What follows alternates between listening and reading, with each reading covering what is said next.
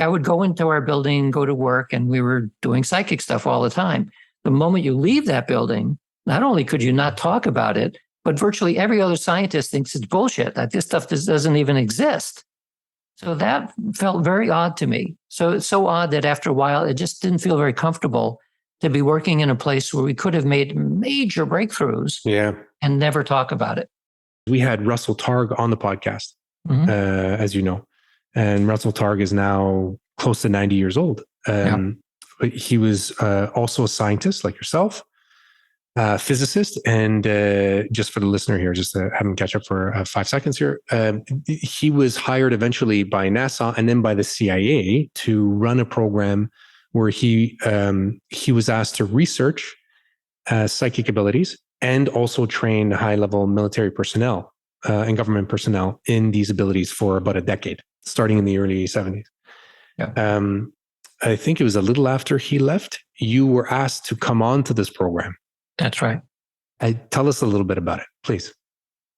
I had gone to a conference and talked about some of the research I was doing at the time. I was at Bell Labs, and I was doing some psychic experiments. So I went to that conference, I presented the results, and at the time there were rumors that the US government was involved in psychic espionage.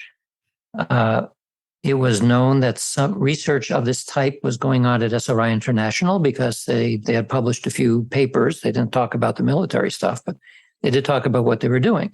So I knew who they were. And we got to talking, and they invited me to join the program. So that's the sort of offer that you can't refuse. Of course. So you joined the program, and so remote viewing for, again, the listener who didn't listen to that particular episode. Remote viewing is the practice of stilling your mind and seeing things and people and locations anywhere across the space-time spectrum. Right. It is a modern euphemism of what used to be called clairvoyance. It's exactly the same. Okay. There are other modern euphemisms, and later in the government program, it was called anomalous cognition.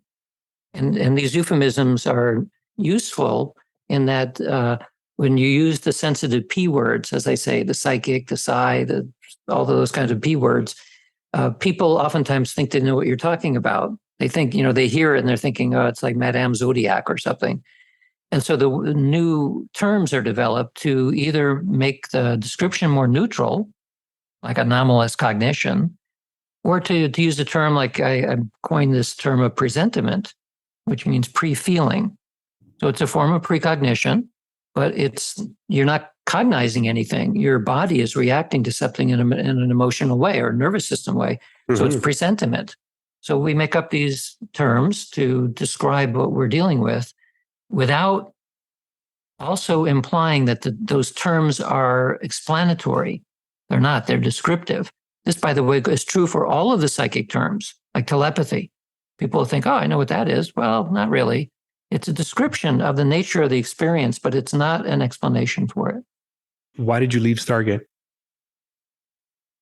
I left Stargate partially because I was there in a one-year visiting scientist contract, but also because the nature of the work felt very strange to me, in that the whole point about psychic espionage or any kind of psychic ability is that there are no secrets, that separation is an illusion. That's what these phenomena suggest. Yeah. But this is being done within a top secret context where secrets are held very tightly. So at the same time, like I would go into our building, go to work, and we were doing psychic stuff all the time. The moment you leave that building, not only could you not talk about it, but virtually every other scientist thinks it's bullshit, that this stuff doesn't even exist. So that felt very odd to me. So it's so odd that after a while, it just didn't feel very comfortable to be working in a place where we could have made major breakthroughs and never talk about it.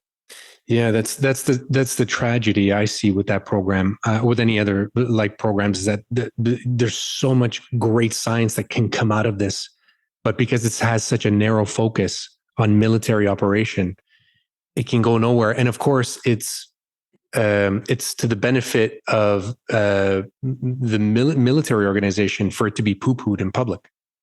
Right. To help them with the value of any, I hesitate to use the word weapon, but say technique. The value of a technique goes up if other people think that doesn't exist. Yeah. And this, by the way, is one of the reasons why there are a lot of conspiracy theories about UFOs, right? The government spends a lot of time and effort for many, many decades saying this stuff is nonsense. Yeah. Well, and you think on the inside, well, why are they telling us that because they have some in the back room and we have anti-gravity and we have, well, I don't have any answers to that. But having seen what goes on, or what used to go on, at least for the psychic side, it makes you wonder. Everybody understands what a book ban is. So anytime anybody tells me that book is banned, you can't read it, the first thing in my head is, why is it that you don't want me to read it? And I'm going to read it. Yeah, all of my books should be banned, by the way. Yes, absolutely. Do not read these books. If they're banned. Yeah, it'd be great for sell-through. Yeah, in fact, that's a good title for a book. This book is banned. This book is banned. Yeah. Oh, I like it. I like it. Can I have rights to that too? Because sure. we kind of created that together. And sorry, last note on Stargate, because you said something very interesting to me too that Russell Targ, in the long conversation that we had with him, didn't. You said that sometimes they would have people, so government officials, military officials, stay for a few days after their experience. Yeah. Because they were spooked. Is that right? Well, because Russell was involved in these sort of things. A contract monitor would come, would want to see remote viewing happen, usually with the assumption that they would watch some talented person do this, right? So they can go back and report to their bosses that, it's a real thing. And Russell has told a number of stories where rather than getting somebody else to be the psychic, they would have the contract monitor be the psychic. For a number of, even for strategic reasons. First of all, Russell is a master at getting anybody to be psychic for a short period of time. We don't know how that is. It's magic. He would be the interviewer. The contract monitor would be the viewer. And then these were typically in the context where there's some other person going somewhere. And the task of the viewer is to describe where they are. It's called an outbounder experiment.